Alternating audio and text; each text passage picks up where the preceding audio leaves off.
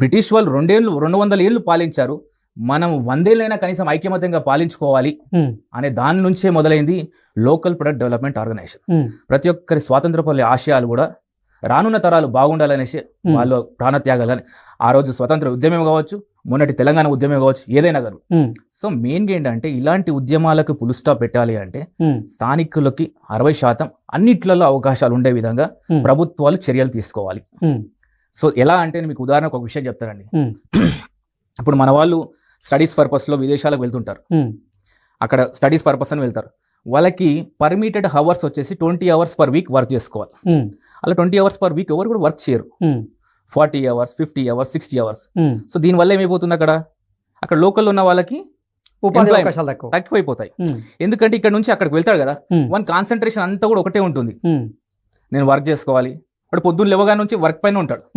ఇక్కడైనా వ్యాపారస్తులైనా కానీ కూడా వేరే ప్రాంతం నుంచి వచ్చిన వాళ్ళు ఎప్పుడు తెల్లారుతుందా అని చూస్తుంటారు. ఎగ్జాక్ట్లీ. అంటే ప్రతి ఒక్కరు కూడా ఎవరికి వారే ఇతర దేశాలకి, ఇతర రాష్ట్రాలకు వెళ్ళినప్పుడు వాళ్ళ స్వప్రయోజనాల కోసం, వాళ్ళ ఉనికి కోసం వాళ్ళైతే బిజినెస్ చేస్తూ ఉంటారు.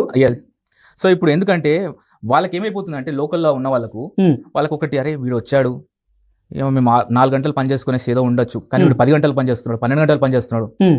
అక్కడ ఓనర్ కూడా అదే చూస్తాడు కండి. ఎవరైతే జాబ్ ఇస్తాడో, ఎంప్లాయర్ ఎవరైతే ఉంటారో అతను ఏం ఆలోచిస్తాడు, అరే వీడు మన లోకలోడు 4 గంటలు పనిచేసేసి వెళ్ళిపోతున్నాడు, వీడు 8 గంటలైనా కూడా ఇట్లనే బానిసలా పనిచేస్తున్నాడు అనేసి అక్కడ ఏమైపోతుంది, లోకల్ ఎంప్లాయ్మెంట్ కి దెబ్బతీసినప్పుడు, వాడి పొట్ట మీద కొట్టినప్పుడు ఉద్యమం స్టార్ట్ అవుతుంది.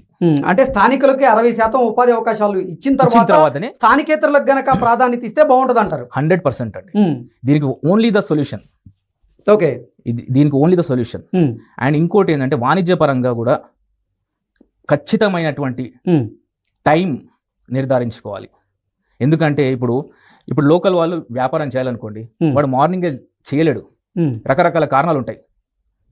వృద్ధాప్యంలో ఉన్న తల్లిదండ్రులు ఉంటారు, చిన్నపిల్లలు ఉంటారు, అని చూసుకోవాల్సి వస్తుంది. అదే బయట నుంచి వచ్చిన వాళ్ళు ఏమైపోతుంది, వాళ్ళ పని అది. So they focus 100% on their work. So దానివల్ల ఏమైపోతుంది అంటే ఇక్కడ మన వాళ్ళైనా కూడా అరే ఇది ఓపెన్ ఉంటుందో లేదో అనే దానిపైన ఆలోచించుకునేసి ఎక్కడైతే మాకు బాగుంటుందో అక్కడికే వెళ్ళే ప్రయత్నం చేస్తారు. కానీ ఎప్పటికైనా కానీ కూడా స్థానికులు ఆ విషయంలో ఆలోచించుకునేసి నష్టపోవడమే తప్ప లాభపడ్డది ఎక్కడ కూడా ప్రపంచంలో ఏ దాఖలాలో కూడా మనకు కనపడింది లేదు ఇప్పటి వరకు.